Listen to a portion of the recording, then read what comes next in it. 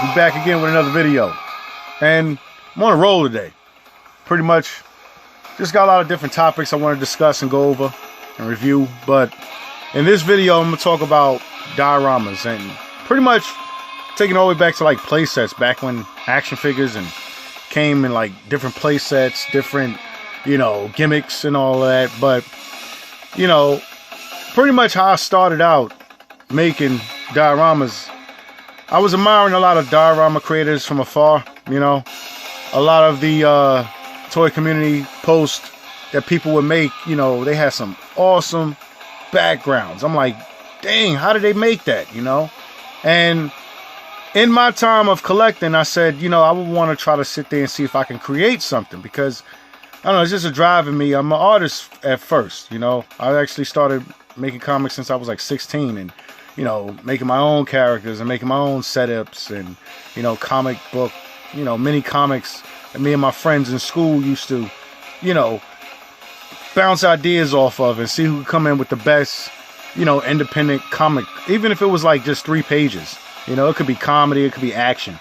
But fast forward to today, I decided that, if I'm going to get in this game of collecting action figures, I want to be able to recreate all of the special effects, all of the backgrounds that I used to see certain cats make and, design and draw. I'm like, I'm going to see if I could do that. So, certain pictures that you're seeing here is just a few of the designs and, techniques that I use to try to sit there and give you that, pretty much cool special effects or even just backdrops. But a lot of these on my Instagram page.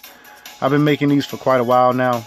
I'm over close to like, 300, 400 images. But this video is just a documentation of certain ideas and certain things that I've had while collecting action figures. And this video will be just focusing on Marvel Legends. A lot of these characters to me have identity, and a lot of comic books I used to read in the past and still read to this day, still show these characters in a certain good light, but at the same time, I think it lost focus. I'm gonna be honest with you. Like, a lot of the characters that you're seeing here really don't represent what they used to embrace back, in the 90s, like Magneto here, I mean, certain story elements are pretty much still borrowed from the past, especially from the 90s comics. It's gotten to the point where there's a lot of talking and eating in comics now, and there's no action.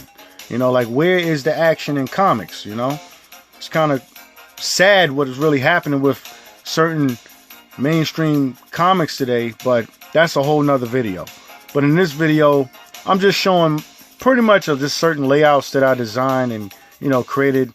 I mean, all of these came from my ideas, all of the ideas that I pretty much set up, and the walls and everything. You get the factory fight scenes, you get your gravel, and well, these storm collectible skeletons are dope. They go for a lot of money now, but I bought like 6 of them because I thought they was just awesome. I was like, I could put them anywhere, and, like certain story elements of time travelers. I got Cable here with Deadpool, and a Bishop over there with Forge and Apocalypse, just looking like he's about to do something. Strong Guy. I actually like the Strong Guy wave. I thought that wave was amazing. So, as far as getting more Strong Guy, especially that classic vintage look, I know they're probably going to make a Strong Guy later in the future down the line and have them look different, just like they did Cable. But, these are just certain ideas that I've had. And like I said, I don't take my ideas just from comics. It was actually video games that these characters were in back then. So, like your Marvel versus Capcom and all that, so a lot of these concepts that I came up with, it was all in my head. It was all certain things I was probably thinking about while making a sandwich or something. Like, that would be a cool setup. Let me see what I can do with that. I don't claim to be the best diorama creator, but I do pull inspiration from a lot of those artists and talent that's out there. So there's certain things like the cardboard cutouts I bought from Boog ACBA. He sells these cutouts, and I decided to throw them in there because there's some awesome cutouts. You know what I'm saying? Like this right here with Archangel and Apocalypse. Just certain ideas. There's certain things that if you don't follow me on Instagram, I'm just going to just share right here on YouTube. That's what this video is pretty much based on just certain diorama setups and ideas that I've had over the couple of years. You know, got the Ravages right there, you know, whole shootout scene and everything. You know, right here, I got Forge working in a science lab or whatever.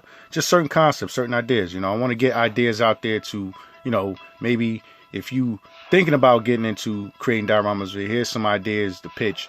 You know what I'm saying? To sit there and say, yo, see if you can, you know, might make this and design this. I don't do commissions at all. All of this is done just personally. So, you know what I mean? But yeah, I think though that, you know, diorama creating is giving a better, it gives a better attachment to the action figure collectors, you know, because it's like, you know, you have a setup or you just have them on your shelf and you want to be able to juice them up a bit, put a spin on it. You know what I mean? Like make certain things that circumference or surround your shelf. I've seen a lot of people actually building diorama shells. And I don't have enough room for that because I got a lot of figures, but you know, just certain ideas that, yeah, if I can't find special effects, I'm just going to try to just, you know, make it myself or whatever. You know what I mean? Like, I don't have the money to sit there and go out there and buy sets of dioramas or, you know, the majority of my money goes to collecting action figures. But if I do have an idea, best believe I'm going to try to sit there and see if I can sit there and recreate it or, you know, even kit bash or, you know, make custom action figures. I'm going to make a video about my custom action figures later on, you know, down the line. But this right here right now is just the circumference, the diorama and the ideas that I create when I put these pictures together. But yeah, you know, the X-Men, I'm glad that Marvel Legends gave us the Age of Apocalypse X-Men. It was a line that I actually got out of when the comic came out, because around that time they were really trying to like reinvigorate that 90s nostalgia as far as getting people reading comics back in the 90s. And I think when they went with Age of Apocalypse, they removed, or they just went too far as far as designs to where everyone was already used to the 90s Jim Lee X-Men.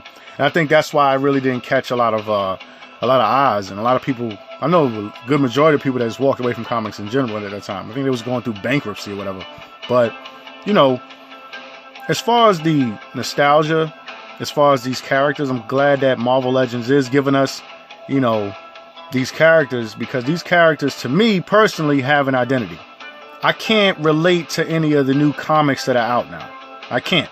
Like, I'll read them, I admire them from afar. Like, the House of X was good when it started off, but then it just went downhill from there. But a lot of these stories with these classic characters, especially Marvel Legends, still holds weight. You know, there's a lot of artists that got in the game as far as Marvel Comics, and they got new artists and new talent, but for some reason it seems like they're not following the Bible of what, you know, the identity of these characters. I mean, take for instance, you look at anime. Now, you know Goku. Everybody knows Goku. Everybody knows Luffy from One Piece. Everybody knows Naruto. And those characters are designed that way in a specific way. Like, you know, their identity, when you look at them on the screen or when you read them in the comics, you know that character. But I think what's happening with most Western comics, and especially Marvel and DC, is they're removing the characteristics to the point where you don't even recognize the characters anymore. Like, everybody had an identity on who Bishop was. You know, everybody had an identity on who Sabretooth was. But if Sabretooth come out and start doing different things that's out of his character, you're going to lose a lot of fans as far as that particular design of a character. And it usually causes people to actually go back in time and buy back issues. I know I do. I mean, I buy a lot of back issues now. You know, a lot of issues that I never could get, you know, when I was younger. I sit there and just go back in time and just get those, you know, get those Golden Age and Silver Age comics. There's nothing wrong with them. But as far as like diorama setups and everything, you know, I like to sit there and actually just recreate my own scenes. So even if there was an idea or, you know, something I seen on big screen, I'm like, oh, I could see that character doing something like this though. You know what I mean? Because you got to always remember, as far as being creative, you know, and using your imagination, you can create something that hasn't even been designed yet. You know, you can create, you have that talent. Whoever's watching this video, you have that talent to create these things, you know? So, you know, it's just certain diorama setup, certain ideas I had. Sometimes it'll cause me to buy like 2 or 3 of the same figure because I'm thinking on a totally different level from what the average collector would think, you know? Like this Build-A-Bear figure. I thought this Build-A-Bear figure, it was actually one of my top 10, I think, of the year it came out. But I was like, yo, if I get a bunch of them and I'm fighting, you don't even think that that's the character that I was supposed to be in, but, you know, just making up setups and recreating scenes or just setting up dioramas is like, yeah, you can do it. There's nothing wrong with doing that, you know? But these are just certain dioramas and certain setups that I have, you know what I mean? Like I got the Sentinel. I thought the Sentinel was dope. I actually thought the Sentinel was possibly one of the best, Hasbro Pulse exclusives that came out in a long time. Because I never owned a Sentinel. When I got this Sentinel, you know, I mean, this Sentinel was amazing. You could put this Sentinel set up in anything. And I know it's shelf warming on a lot of people's displays right now because, man, you got to move like, what, 100 figures just to get it out? So I get it if I don't see pictures posted more since its release. You know what I'm saying? It's a pretty big figure, but if you get an idea for setup, go ahead, you know, post it. You know, set that bad boy up, man. Let's get some more Sentinel pictures out there. I know they got the Galactus coming along, but yo, let's see more Sentinels too, you know? And that Galactus is coming, and it's looking pretty good. I didn't back it this year because I already got my Sentinels from before, and I knew there was a bunch of future waves that I wanted to get my hands on, so, you know, it is what it is, you know? But yeah, you know, just certain ideas and certain things that I've posted on my Instagram page I'm sitting here sharing on here, you know? I know the Ultron's getting up there in price, but I mean, you gotta like pretty much hunt for deals, you know? Don't just pay top dollar for a lot of these figures because they are getting expensive. Try to look for them deals or them sales or even clearance. The figures that a lot of people ain't looking at now may be a figure people looking at it in the future. And that happens every now and then where, you know, all it takes is one post. Someone may have a whole line of the same character, but they put it in different action scenes or even different lines. You never know. But yeah, I just wanted just to share this video. You know, rate, comment, and subscribe. Tell me what you think. You know, tell me what you think about the diorama setups. You know, we ain't getting no more play sets like that. And if they do a play set, it's going to be like $200 or $300. But you know, if you got the talent and the will, or if you know somebody that do dioramas, you know, see about getting on your diorama game. You know, and you know, liven up your collection a little bit. That's all I got. Rate, comment, subscribe. I'll catch y'all in the next video. Peace.